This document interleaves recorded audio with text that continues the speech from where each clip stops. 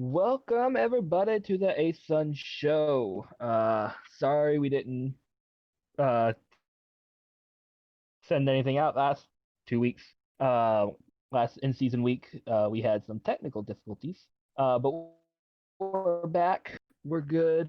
We're down a host. But we're gonna give you week 12 and preview the conference championship game. So, Judge, you want to take the first game? Yeah, definitely. It was a great week to end on, and we'll start with our game of the week: Samford and Jacksonville State. Jacksonville State still had a tiny shred of hope for the Dust Division, but they were dashed here by the Bulldogs, who were able to take a 24-17 win on the road. Um, it was a little weird how Samford was able to win this. They only gained 160 yards, but they were able to force some key turnovers and just stay out in front. It was just a great win against a really good team. Jacksonville State did a really good job of rebounding from earlier in the year when they had a rough start, and it's really quite crazy that Jacksonville State had a chance. But credit to Samford. They had a little slide in the middle of the season, but they rebounded nicely with three straight wins. And both of these teams have a chance to get in the NIT. I'd say there's a good chance of that. But really, really good defense by Samford. It's I feel like a big thing in this game is to get turnovers, and that can be huge. So, yeah, Samford with the 7 point win here. You got any takes? Just consistent offense from Sanford, scoring every quarter, and great win by them. Jacksonville State, after tough start, Matt having to take a month off, so not his usual dominant self even after coming back. But the way he rebounded at the end of the season is awesome. I hope he can come back next season and be the same dominant coach he was previous 2 seasons. Be good to have a good Jacksonville State, playoff Jacksonville State back in the conference, even though it's with everybody else staying, it might be a bloodbath next season. But yeah, great win for Samford. I know Sammy didn't want to kind of regress. I think he was 7-5 last year, so he wanted to not go down to 6-6 this season, even if it's a tougher conference this season. So uh, Yeah, good it win was, it for was him. yeah, it was a But good. I was just gonna say it was a good season by Samford. They're not gonna make the playoffs, but they got pretty darn close after a rough stretch there in the middle. yeah, and while Jacksonville State had the ball most of the game, it was the turnovers definitely helped and keep Jacksonville State out of the end zone. So great defense, consistent offense, get you the win against Jacksonville State. Nice job, Stanford. I think that moves us on to our next game, which is Alabama State and Alabama A&M. Ampersand clinching the division this week with a 17-7 uh, win over Turk. I'm not. I think this game finished. It got to the It fourth might quarter. not have. It got to the fourth quarter, so Okay, yeah, it was about 75%. Yeah. okay, yeah. So Alabama 10-point win, good win for him. Turk is can be a tough out.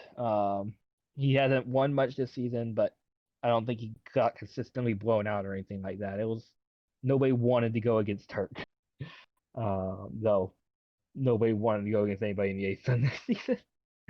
But yeah, Alabama A&M 9-3 locks himself in conference championship spot, and if he wins that game, I think pretty good chance he's top four.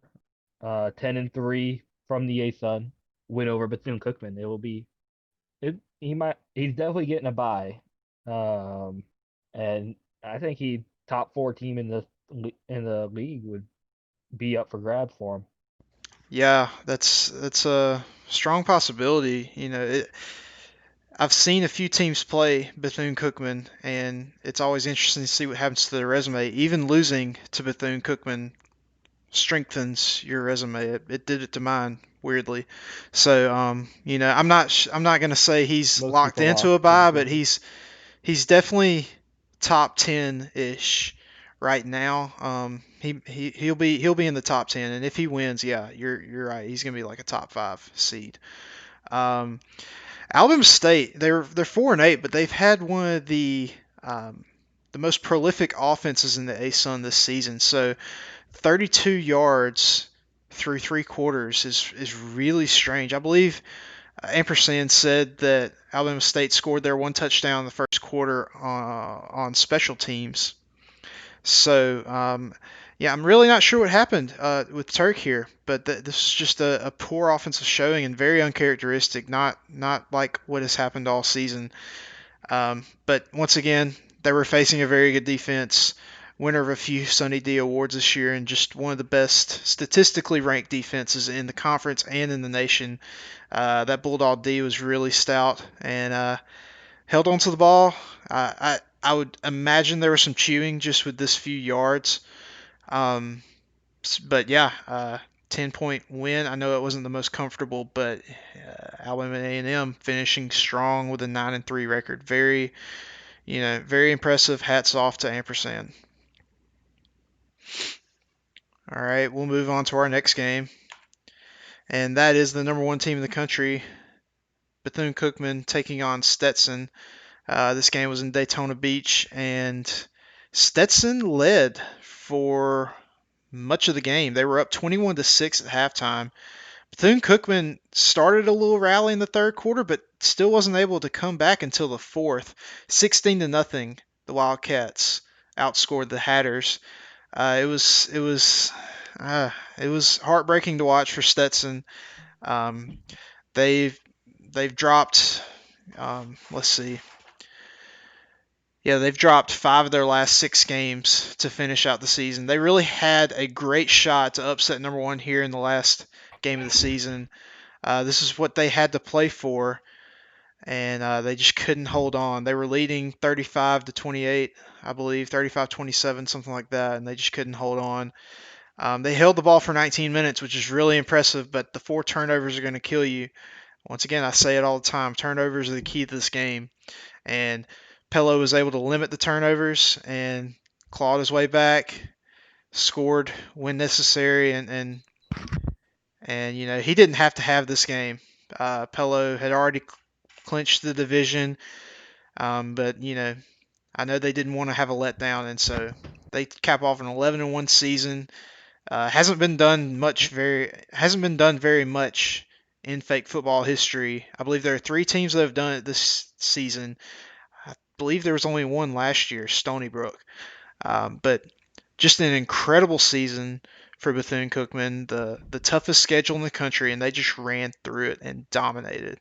So Stetson finishes 6-6. I know that's not what she wanted after a very strong start, but that's the ASUN for you. So this was a very entertaining game, and hats off to Pello.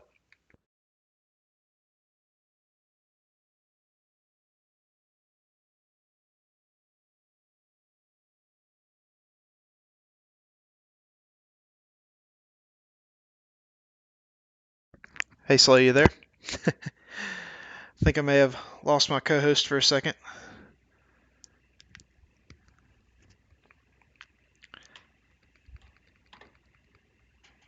Like I said earlier, Pello has clinched the ASUN Dawn before this week, and he'll be playing Alabama A&M next week. I'll go ahead and move on into our next game, and that is Mercer at Campbell. And this was another Camelback, another humpback. I like both of those terms, so I use both of those terms. Mercer was up 28-7 early on in this game, and I know Campbell was just distraught and downtrodden. It was in the third quarter, down 21, and with a 6-5 record, Campbell really needed this to have any shot at the playoffs. But they plugged away, and they plugged away, and they plugged away. They were able to score 3 touchdowns and tie the game at 28.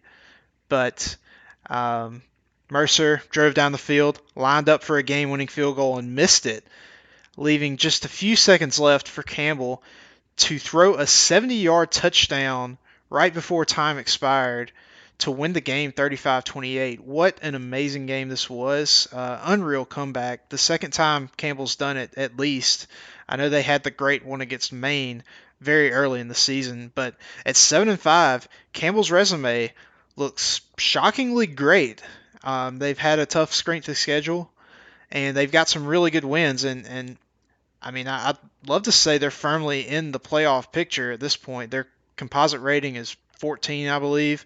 Just a really strong resume. 417 yards, a great offensive day for Campbell. It was pretty evenly matched with the yards. This is a pretty even game.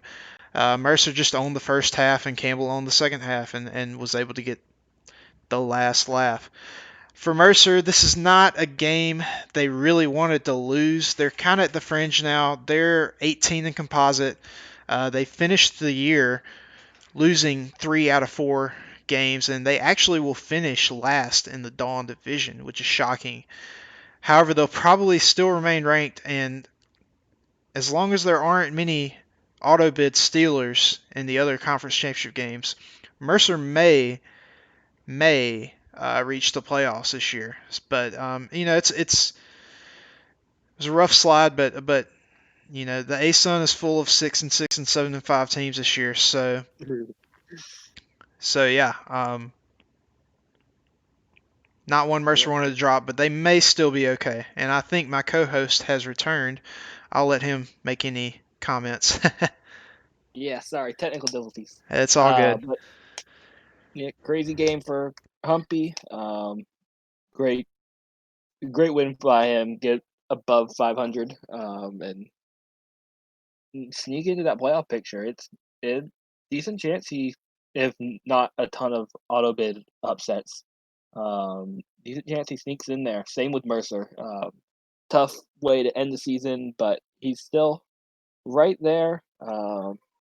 Definitely an NIT and decent chance to sneak in to 23, 24, something like that. So, great season by both teams. Maybe we'll see if we can. Maybe we can get some 8-win teams next season. Get us a little more solidly in the playoffs. Yeah. Uh, Yeah, the conference really did cannibalize itself this year in the mid tiers. So, but thankfully the resumes are strong enough. It may not hurt us too bad. I'll let you take the next game. So ETSU and Chatty. Now this one, I'm fairly sure did not get it got into the second quarter. But Chatty had to request a sub. I think this is potentially Nuts' last game. I'm not. heavily rumored that this is Nuts' last game at ETSU. Yes, Yeah. I can't say So anything for certain, but heavily rumored. okay. He started off strong this season. It just nothing ever clicked once it hit a conference play. Sadly, and with life going on and all that, it was tough to keep up for him. Same with this game; it was going slow all week. But Chatty was able to get on that side of the field before the deadline, and then he requested a sub and was able to punch it in to finish the game off. So good win for Chatty. I think he improved his win total by like 3 wins this season in a much tougher ASUN. So that's an awesome job by him. So Yeah. I hope we can see that next season. If not, Hmm. you did good for what you had time to do. We're sorry to see you go, and hopefully we can get a coach just as good to fill in at ETSU. Yeah, this game did not get very far in the second quarter. Both coaches were busy this week. I saw Chattanooga was a little bit slow in the week, and actually I think didn't get a notification, and Chattanooga actually took a delay of game penalty. That's where ETSU's 8 points came from. But Chatty woke up was active towards the end of the week, but of course, Nutt, with his job, with a pandemic going around, he works in the medical field and he does a lot of good work and he's a busy guy. I think just the game wasn't cut out for him this year. Um, yeah, it was an 0-8 conference campaign for the Buccaneers. Not great, but I'm not sure what else you could do. I mean, the guy was just not there, and for good reasons. Um, but I don't want that to take away from what Chattanooga did.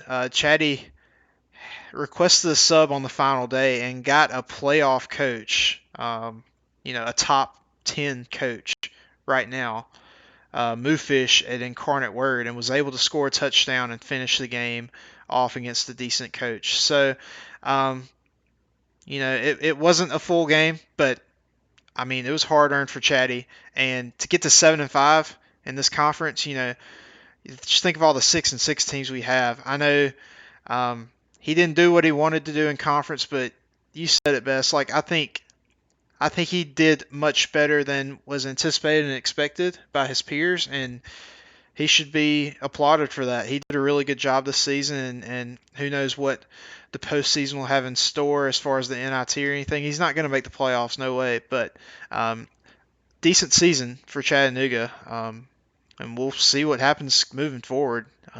It's got a lot of potential. Yeah. This is your game, Next so I'll let you game. have it. Yep. I defeated Purple 31-20. I somehow managed to get above 500 at the end of the season. I was 3-4 at one point.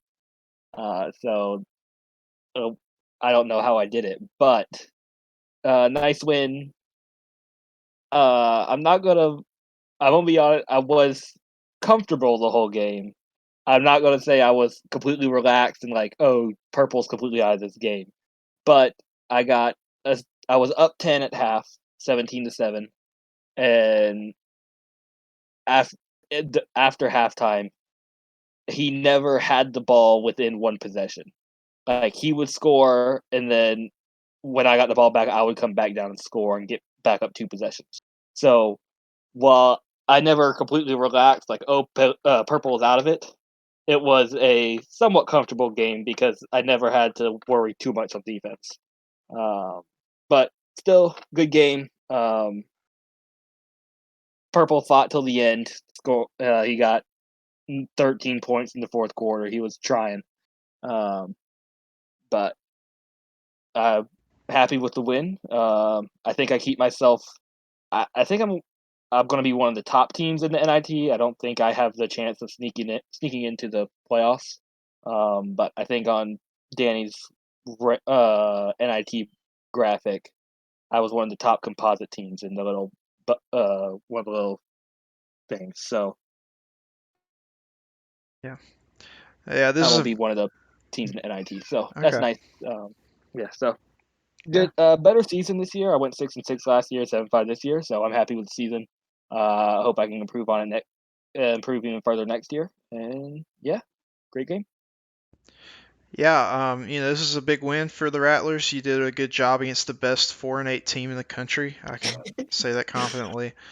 Um, yeah, you just got out ahead early, and Jacksonville played a good game, but just couldn't get over the hump in the second half as far as getting that comeback. Jacksonville's pulled off a lot of near comebacks. Fighting back against deficits in the second half and tying, and maybe not completing the full win, but doing that. And so it was impressive of you to shut them down. Jacksonville didn't give you anything. He didn't turn the ball over. He gained 100. Purple gained almost 400 yards. So the fact that you were able to keep him out of the end zone, a lot. It speaks well to your defense, and it's. I'm be honest. You dropped 4 games in the middle of the season, Slolo, and I was a little worried, but you took care of business towards the end. Your only loss after that was to Bethune-Cookman, and so you're not going to make the playoffs, but gosh, you were really close to being a playoff team, and I think you'll do really well in the NIT. It'll be fun to see. But yeah, this is a good game, good solid statement win for you to end the season. Yeah. Any Cool. one of those losses I turn into a win. I think I'm in the playoffs. So Probably, yeah, 8 wins in the A-Sun's probably good enough to get in for anybody. All right, and then we'll move into our last game of the week. My game, Kennesaw State traveling up to Florence in Lauderdale County, Alabama, Tom Braley Stadium. We took down the Lions 42-31. This was a little bit dicey in the first half. It was pretty back and forth, pretty offensive game. I got the ball first and had the lead. I believe I was up 24-13 or 20. No, I'm sorry. I was up 21-10. North Alabama battled back, took a 24-21 lead right before halftime, but thankfully I was able to slow it down in the second half, take a lead, get up by a couple touchdowns, and ride it out from there.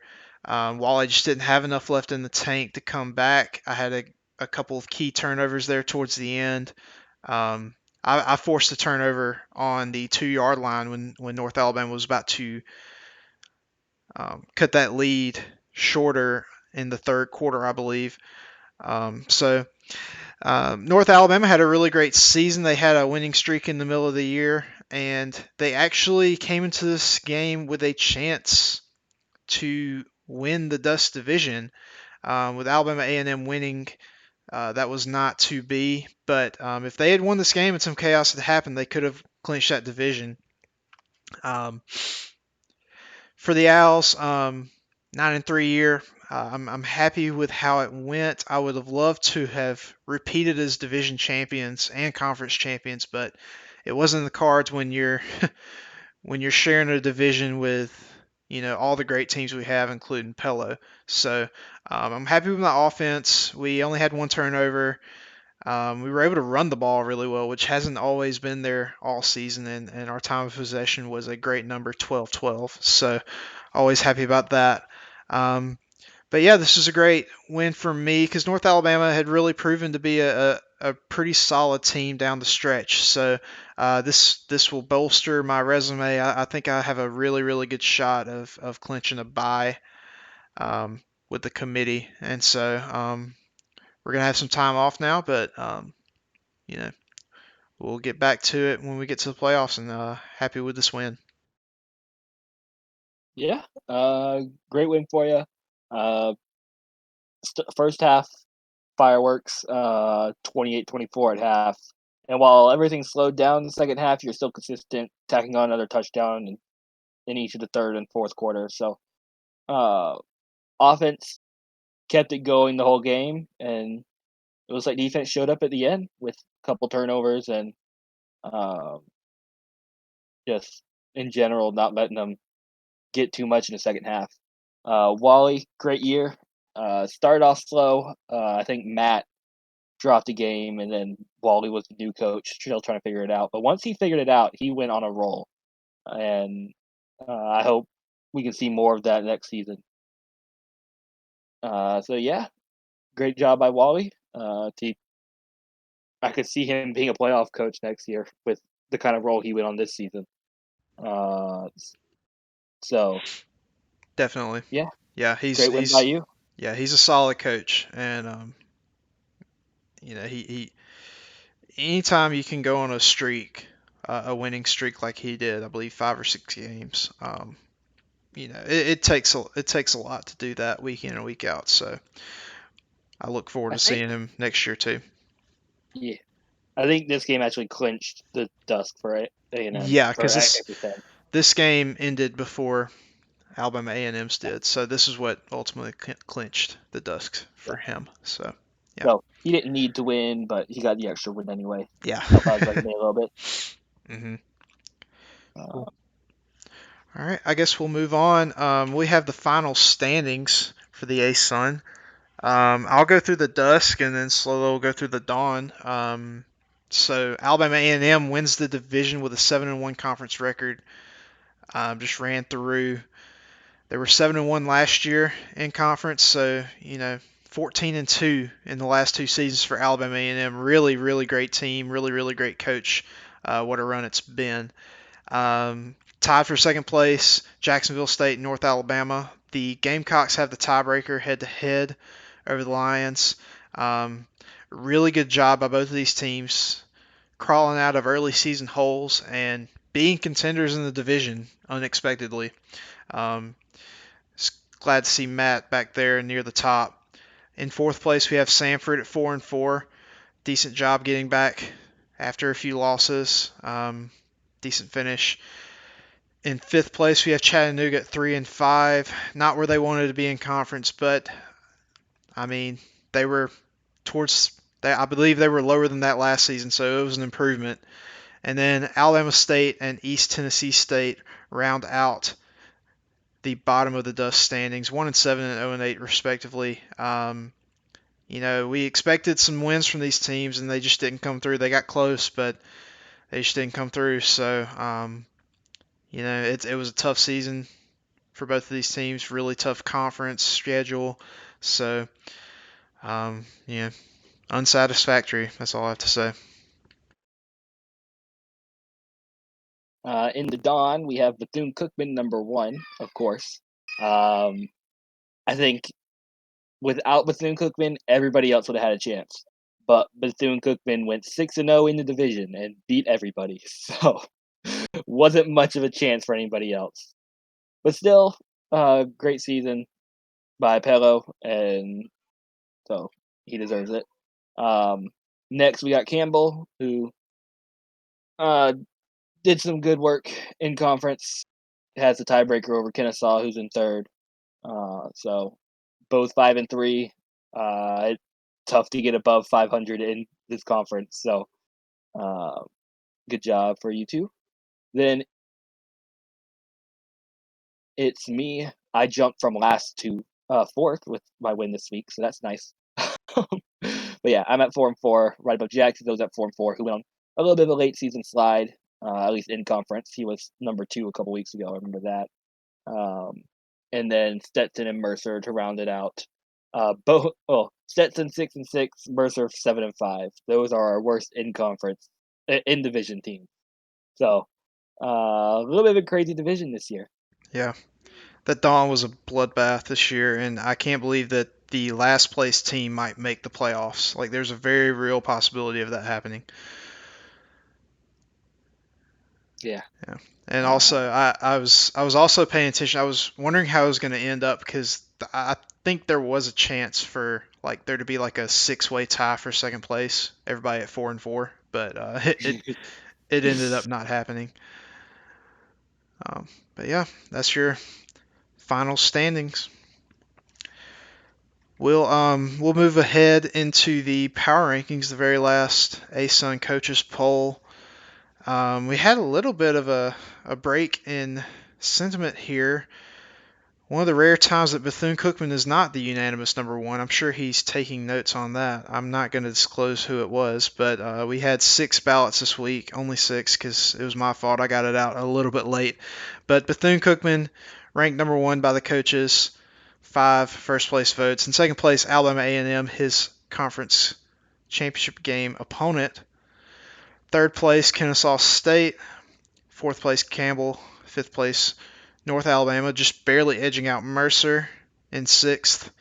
Then you have Jacksonville State just barely edging out Samford in eighth place. Then you've got Florida A&M, Chattanooga, Stetson, Jacksonville, Alabama State, and East Tennessee State. Does anything here stick out to you, Slolo? I forgot to send in mine. I saw the ping when I wasn't able to do it, and then forgot about it when I was.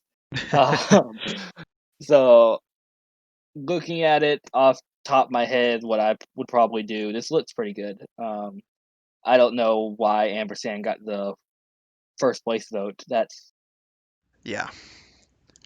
I don't know why that's there not either. wanted. I mean, I was the last one giving you a vote. I think I was the last one giving Kennesaw a vote. Okay. But at this point in the season, 11-1, hardest schedule in the league. if you don't have Bethune-Cookman number one on whatever you're ranking. If it involves best something, if it's not Bethune-Cookman at one, I don't know what you're doing. Yeah. Bethune-Cookman is the best CAA team. hmm But yeah, it's looked pretty good. There might have been a couple I switched, but I don't know what they would be off the top of my head. Yeah. I think I had Mercer higher. I had Florida A&M higher. I had you at number 6 actually. I had Sanford higher, which that was only because I had Sanford higher than Jacksonville State only because they played this past weekend and Sanford won. Let's see. I had North Alabama down at number 9, just because I mean they lost their last 2 games, but this lined up pretty closely with what I had, and there wasn't very much variability this week with the ballots. So I think we got a pretty clear and concise opinion from everyone. So yeah, it was an interesting season and fun to see it shake out. I guess that will move us into our preview of the game of the week, the only game of the week in the ASUN, and that will be the conference championship game. Smammy and I decided last minute to strike a deal with the city of Montgomery, Alabama. Sort of a central location. It's closer to Alabama A&M, but for the conference, it's a central location. We're playing at the old Crampton Bowl, just east of downtown. I've been there before. It's an okay stadium. It's not that nice, but it's okay. Hopefully the turf is not too beat up from that Austin Peay Central Arkansas game they had in real life a couple weeks ago. But yeah, we've got Alabama A&M and Bethune-Cookman. Bethune-Cookman's going to be number 1. Alabama A&M is going to be a top 8-ish team, definitely top 10. And this is going to be, it's not going to be game day in the FCS, but it's going to be one of the most closely watched games, even if both teams' playoff prospects are pretty settled. We'll go ahead and look at their seasons thus far, and I don't know. Do you have any thoughts on this game, Slolo? Well, usually I would say this is like if I was gonna pick it, I would say Alabama A&M has more like motivation. Like neither team has to have it, but Bethune-Cookman is top 3 no matter what. Like it's kind of like even if they lose this, I can't see them falling farther than 3, and even that would be somewhat of a surprise. While Alabama A&M kind of needs this win to get a bye, but I think I've tried to use that reasoning before, and Palo does not take games off. He wants every win, so it's gonna be a tough game. Looking at this, I'm not sure. Just the dominance of Pelo's like worst team being 74. Uh, Yeah. We it's don't have to kind of make picks ridiculous. right now. I mean, Yeah, it's crazy what Pelo has done this season. It's the toughest schedule maybe anyone's ever played, and he went 11-1. I thought for a while there in the middle he was faltering, and he had one hiccup. But other than that, he finished strong. It was just unbelievable to watch, and I think there will be a lot of motivation on both sides, even though they're both solidly in. This is for a trophy, and this is for being the champion of the best conference in fake football this season. And last season when I won the conference championship, it meant a lot. It felt really good. I mean, I was happy it got me into the playoff, but it was just crazy that we've got 14 good coaches, 14 good teams, and well, that's debatable. I know somebody will call me out on that, but I feel like we have 14 and, good teams, and to be called the best of all of them is pretty special. So I think the motivations will be high in this game. And these are two guys that, are active members just in the community at large. And I think it'll be a great game. I believe these are the last two losers of the conference championship game. I know Ampersand lost last season. I think Bethune-Cookman lost season 2. No, they won season 2. I believe Bethune-Cookman beat Chattanooga that season. Oh, okay. Yeah. I knew it was Chatty versus Bethune-Cookman. I thought Jocks lost that game. No. Yeah, Never mind. Bethune-Cookman was Jocks, and Chattanooga was J-Cell, who's Yale. So they're both in the Ivy now. Yeah. Neither of us were around for that, I don't believe. Or I think you were there at the end of that season. But yeah. I joined week 11 that season. Yeah.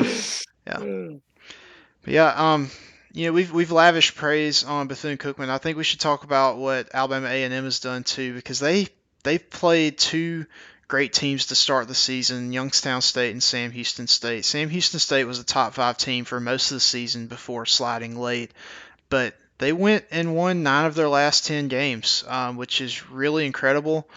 They've only given up about 16 points a game, the 5th best scoring defense in the country, and that's just really remarkable and impressive.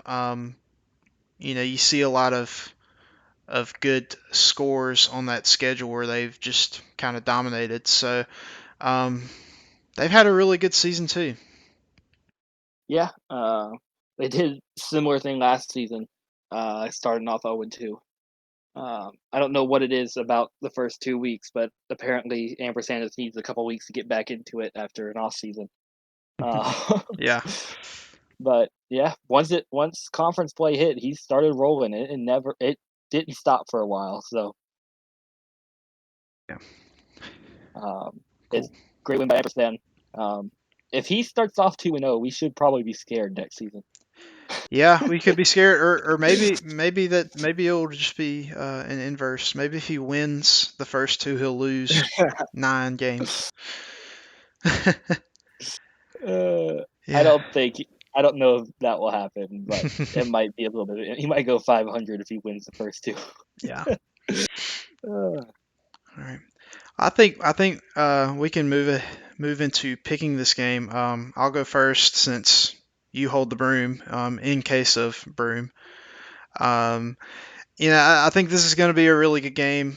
Last season, the conference championship game, Alabama A&M owned the first half against me, and Ampersand's a really good coach. Pello's a really good coach. We've said this, it's like the blandest superlatives I'm lavishing on them, but these are the class of this sport, and Alabama A&M has done a lot to get here, but I picked against Pello a few times this season because I thought he can't win again. He can't win again. He can't win again. But I really, you mentioned it. There's sort of like just a magic factor. He doesn't take a game off, and he just finds a way to win every time.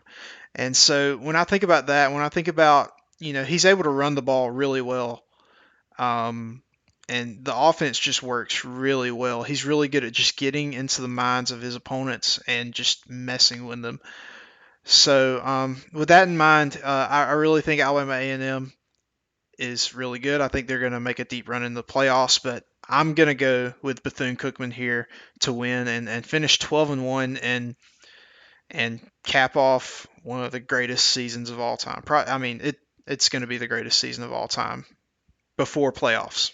Don't think about playoffs, but yeah, I'm going with Bethune-Cookman. Not to be mean, but that's a little less impressive than it sounds. It's only the 4th season of. You're right. We're writing the record books as we speak. I think it'll stand for a while. It will stand for a while. I don't think anybody's going to be able to pass it anytime soon.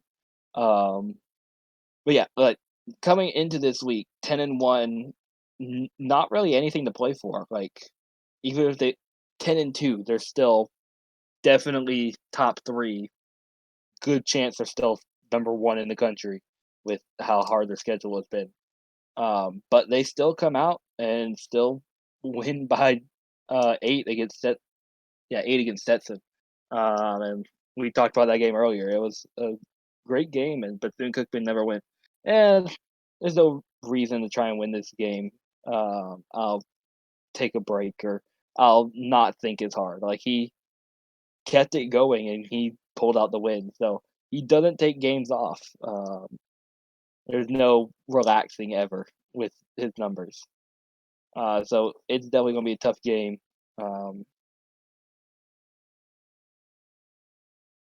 I'm going to say Bethune-Cookman right now. If anybody pings me and asks me tomorrow morning, I might have a different answer. We'll see. It's the toss-up, really. It's going to be a great game. But right now, purpose of the show, I'm going to pick Bethune-Cookman. All right. So we're going to end the season with a sweep here on the pick. All right. Yeah, it's going to be a great game, and I look forward to watching. We're all going to be off, and so all the eyes are going to be on it. It's going to be interesting to have most people watching a game and not playing a game. But yeah. All right. I guess we'll go ahead and move in. We're not going to end on that. We're going to at least mention the other games that are happening. There are 9 other conference championship games that are happening this week. We've got the American East Championship. We've got Holy Cross and Long Island. That was pretty interesting. Long Island snuck in. The division was Fordham's to take, and they kind of choked there in week 12. And Long Island at 5-7 made the conference championship game and is still alive for the postseason. Shockingly, Holy Cross has had a really good year at 8-4 and has really came on strong. Has been a lot like Alabama A&M, just in how their season's gone, and has had a good season. I don't know how we want to tackle these. We can make a let's make a pick. We might as well pick it. I'm gonna go with Holy Cross. I don't think there's much to Long Island at 5-7. I'm not gonna pick them to shock anybody. Yeah.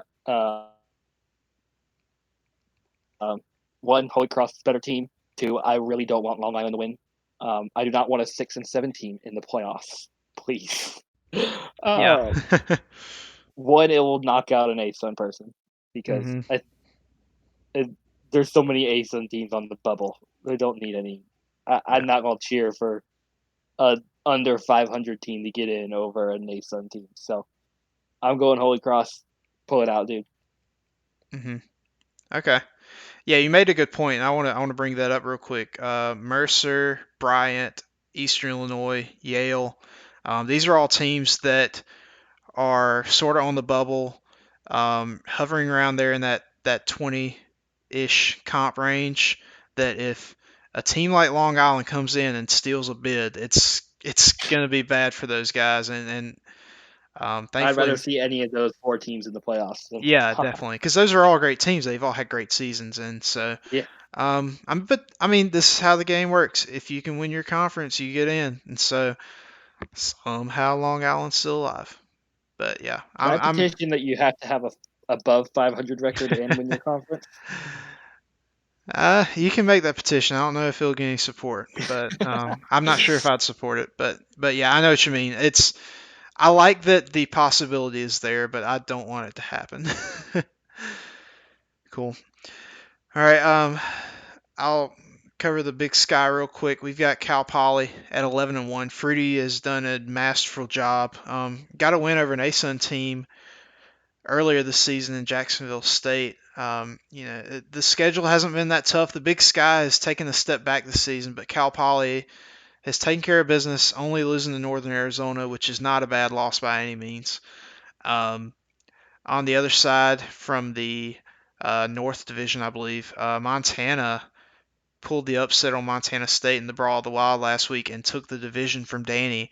So Was Up is going to be in the conference championship with a chance to make the playoffs. Fruity and Was Up. This is going to be this is a big name game. Cal Poly, Montana. Those are 2 big names in the fake football world. I'm going to go with Cal Poly. I know that Montana has more to play for, but I mean, Cal Poly wins. They're probably the winningest program in fake football history, and they've made deep playoff runs, and no matter who the coach is. I'm gonna go with the Mustangs. Yeah, I think they've had 3 coaches Maybe since I've been 4. since I've joined, and all of them have been good. Yeah. It was Keough last season, right? He was Yeah. Cal Poly. Mhm. Yeah. And I think the year before, whoever was Cal Poly won the championship. Yeah, they were the national So, champions. Mhm. um, if I think Bethune Cookman might also is also up there for winningest. We have to see percentages and all that. Yeah. But Jocks did good first season, and Palo has done great the past 2 seasons. Mhm. But yeah, okay. For this game, it's gonna be a tough one. I've also got Cal Poly. Um, Same, well, not exactly the same reasoning because Wazoo being in the playoffs would also be good. It's not like Long Island where I'm like, no, not in the playoffs. But I'd rather see the favorite win. I don't need more upsets. Not.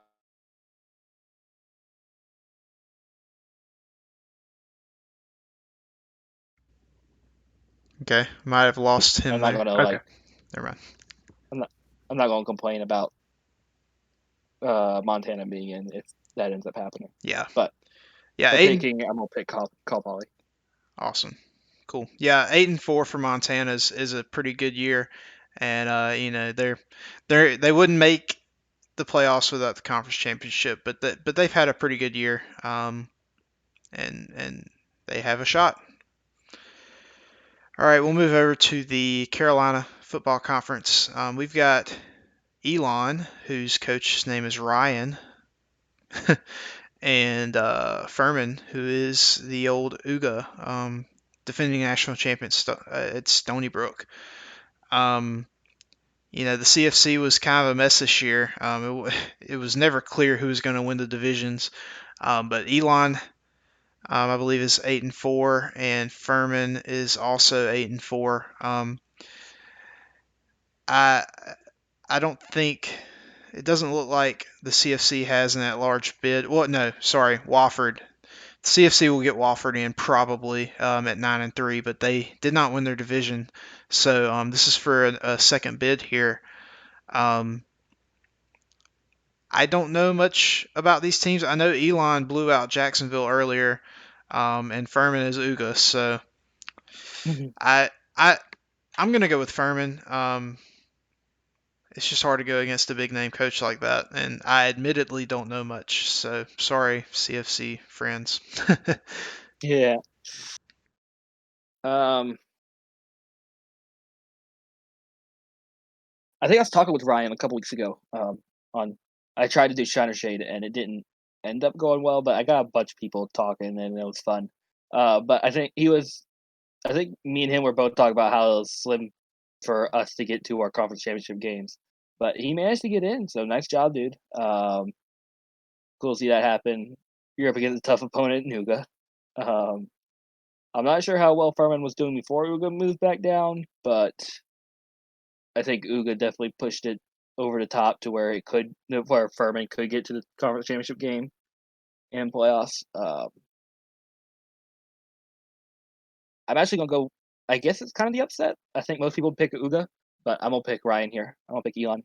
Uh, I won't be surprised if I'm wrong, but I'm gonna mix it up a little bit and go with Elon.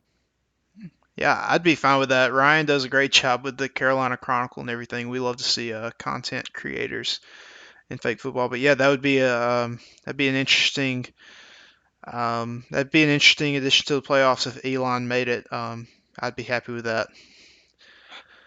All right, moving over to the CA, to the CAA. We've got the two favorites from the conference. They're both going to be in the playoffs no matter what. You've got Delaware and Youngstown State. Youngstown State sits at 3 in composite. They're 10-2 this season. These teams met earlier in the season, week 4 maybe. It was early in the season, and Delaware came out on top.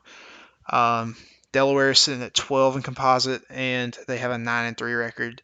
The Blue Hens won't have to rely on spamming their emoji in this game because you can't do that in a flag football game.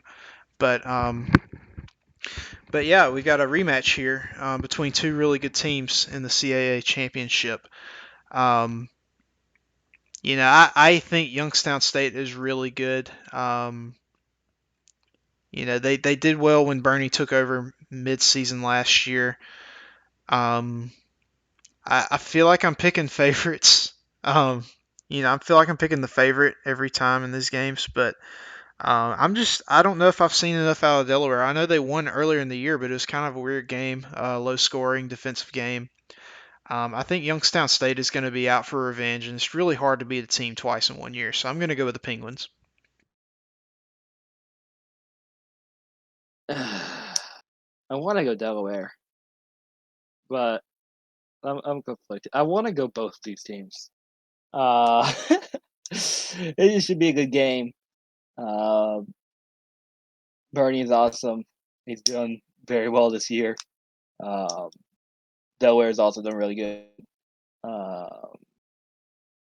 will admit, slightly annoyed with all the emoji spamming, Yeah. but whatever. But I won't go Bernie. I won't go Youngstown State. I won't pick another favorite. It doesn't really matter. Both of these teams are in the playoffs no matter what. Yeah. So it's basically just bragging rights of getting the CAA trophy. But I'm gonna go Youngstown. All right. We'll move over to the Delta. The Dick here. We've got Brady at Mississippi Valley State at 11-1, facing Morehead State. Their record is 9-3. So, this conference has basically had one dominant team this season and not much else. I feel like they've been a little down elsewhere. This is going to be an interesting game, though, because sometimes Brady has been susceptible to close games against lesser teams. They lost to Jackson State, I believe, in week 11. But still, 11-1 is such a great season for Brady. I know Morehead wants to get in. They're probably on the outside looking in. If they lose this game, they will be out. They're sitting at 23 in comp, so they have to have this game to get in. But they've had a really good season this year at 9-3. I find it hard to go against Mississippi Valley State, but I think there's going to be an upset that happens. I just don't think it's going to be here. Give me the Delta Devils. Yeah, Brady's had a great season, though. Looking at that strength of schedule, is not great. I think that's why he was still ranked behind Bevo, even though he was the last team undefeated. There's not much he can do about it. The Delta just didn't do well this season as a whole. But he beat who was in front of him, and so I'm gonna go Brady as well. Though it should be a good game. I don't think Morehead State's ever gonna be out of it. So yeah, don't got much to say about this one. I think it's gonna be Brady. All right, we agree there. We'll move on to the Ivy. We've got the two P's, Penn and Princeton. I find the Ivy structure so interesting because they only have 8 teams.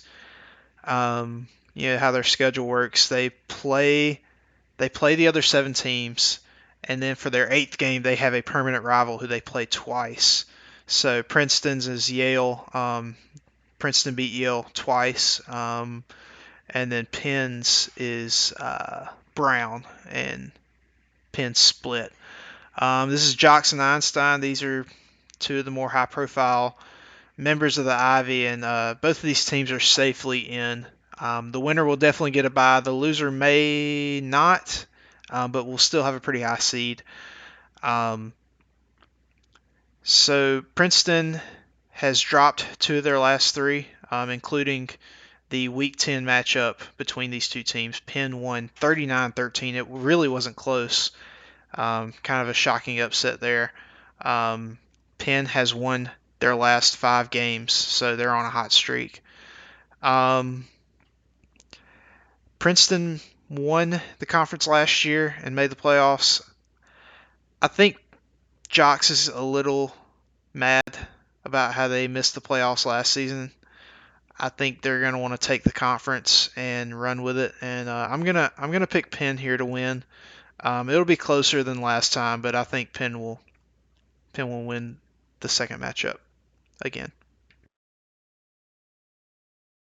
Well, with the context you gave and the personal reasoning of Jocks has beaten me twice, the second time was a blowout. I'm not going to pick against Jocks. She's on a roll. Great coach, and yeah, I can't really pick against her, so I'm gonna go Penn. All right, yeah, this will be a really good game. Just no matter what the result, it's good to see 2 top 10 teams play in the conference championship. We have a lot of big matchups this season in the CCGs, so that'll be a lot of fun. Next up is the MAC, the rarely discussed MAC, but they have a couple decent teams here playing. We've got Hampton and Bucknell, so I'm pulling up their rice sheets right now so I can be a little informed. Bucknell is sitting at 31 in comp. They've won 7 games in a row after starting 1-4, so they're 8-4. They're not good enough to be on the bubble, but they're pretty close. And they beat Maine, they've beaten Marist. They faced Hampton earlier in the season and won 69-52. Lost a close game to Merrimack, lost a close game to Mississippi Valley State. So they're a pretty decent team. Just had a tough go at the beginning of the season. On the other hand, Hampton is 7-5. They have some pretty bad losses, including the 4 different sub 100 teams. I know Hampton's a good dude. He's their commish. But Bucknell is on a roll. I think they're going to make it in. I think they'll win this game. Yeah, give me the Bison. The only context about the MAC I know is what you just said, and that the MAC's kind of suck this year. So I'm gonna pick Hampton just to be different from you. It could happen. Yeah, Any of these games can go either way. There's no set like, oh yeah, this person's gonna win. So for this one, I don't know much. I'm gonna go Hampton. Next up, we have the Missouri Valley Football Conference. We've got one team that is solidly in and one team that is solidly out. Indiana State is 9-3. They're safely in the playoffs. They've had a great season this year. They're 14th in comp, and won their division. On the other hand, we've got UNI, who was the runner-up last season, preseason number 1, but did not live up to that hype, losing to Yale, Mississippi Valley State, Princeton out of conference. Those are really tough games, but they were able to rebound and win their division, coming into this game 7-5. So this is going to be a really good game. I know Shake has had a good go of it. They've had a lot of practice in D2 in the past couple seasons, and I know he's a good coach. But then we're also talking about the runner-up last year in Chase. So this is where I think I'm going to pick against the ASUN's best interest. I think an upset's going to happen here, but I hate to call an upset when it's a Northern Iowa win. I'm going to go with Northern Iowa to win and punch a ticket, maybe get that 23rd or 24th seed. Yeah, gonna be a tough one.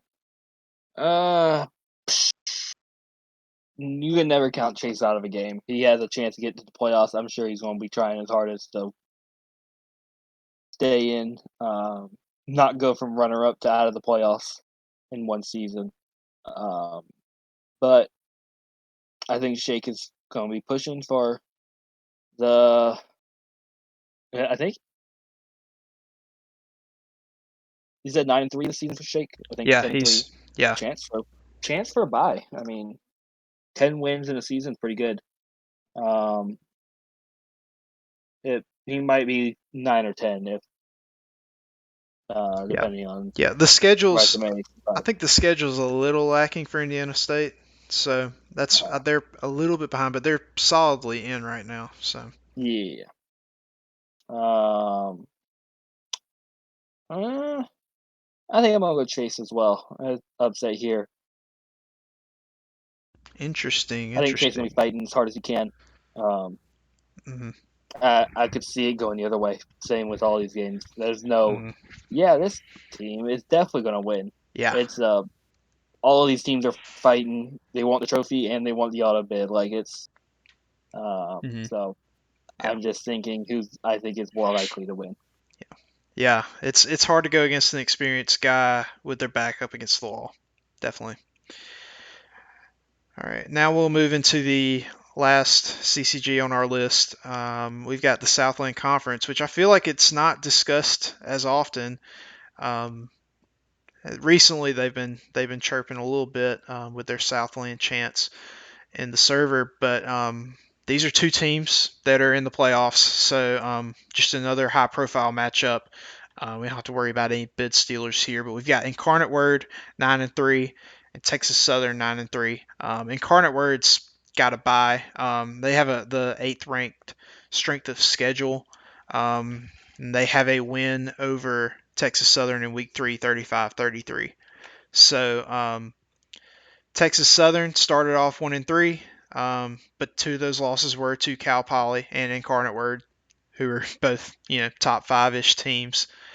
They've only gone on and beaten McNeese State, Nicholls State, North Alabama, and really just cemented themselves in the playoff. Shockingly, this is really good teams, and I'm looking forward to see how this one ends up because we have a challenge scheduled next season with the Southland. The matchups are TBD, but week 5, the ASUN and the Southland will be facing off, and Incarnate Word has a nice history to it. Texas Southern is a little infamous, but I feel like that's forgotten now.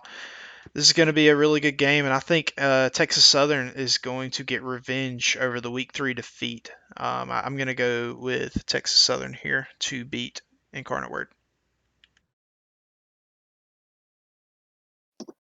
Yeah, another tough one.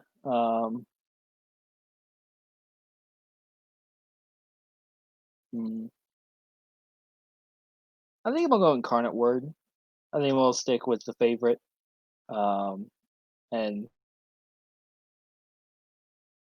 I think we'll go 2-0 this season against Texas Southern. Yeah, so I don't got much to say about this one. I'm going Moofish. Awesome. Yeah, well, that's the full slate. I'm glad we were able to cover some other conferences. But yeah, the main event is starting tonight/tomorrow. Alabama A&M and Bethune-Cookman. I'm looking forward to it. This was a great season. Slola, I don't know if we're gonna have another show or not. I'm not sure about that, but it's been a great season, and it's been awesome to cover it here on the ASUN Show. Yeah, I've had fun. I've had fun this season. You definitely stepped it up with the graphics for us this season. I think it's been a much better season of shows than last season. Thanks, man. So Yeah, we might do some more stuff during the off season, whether that be like we might do after the playoffs a conference championship recap and playoff recap. We'll see. Mm-hmm. Depends. You and Ampersand have given good commentary all year, and so I feel like it was a good successful season for our conference, and so thank you for coming on every 2 weeks. But yeah, I think that'll do it here for us. So, do you want to sign off? Yeah. Sign us off. Sure. Thanks for listening, everybody. Final regular season, we might have some specials, like I said, but definitely see you guys next season. We should be back. Mm-hmm. I don't see why we wouldn't be. Yep. All All right. Bye, Thanks, guys. Bye.